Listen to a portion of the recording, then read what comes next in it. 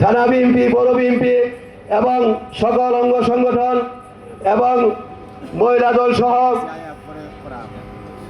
সর্বস্তরের নেতৃবৃন্দ সবাইকে জানাই আমার ব্যক্তিগত সৌভাগ্য থেকে সংগ্রামী সালাম। আসসালামু আলাইকুম।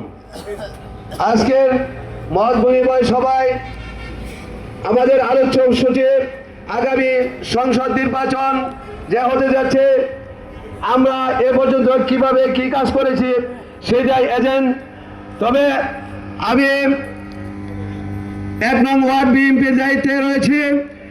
1 নং ওয়ার্ড বিএনপি আমাদের প্রিয় নেতা ধানের শীষের প্রার্থী ডাক্তার মাহবুব রহমান লিটন সাহেবের নির্দেশনায় ত্রিশাল পৌরসভার 9টি ওয়ার্ডের মতো এক নম্বর ওয়ার্ডে উনি আমাদেরকে প্রতিটি ওয়ার্ডে যেগুলি কতটি ভোট রয়েছে, ওই ভোট কেন্দ্রে কতটি ভোট রয়েছে, ভোট কেন্দ্র আগে এবং প্রতিটি পাড়ায় আমরা আমার ওয়ার্ডে 3টি ভাগে ভাগ করেছি।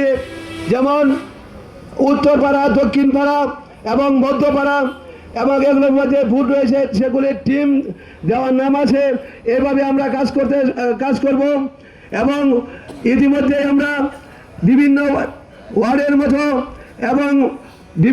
মতো আমরা ইতিমধ্যে ধানের শীষের পক্ষে ওনার নির্দেশনা মোতাবেক আমরা কাজ করছি।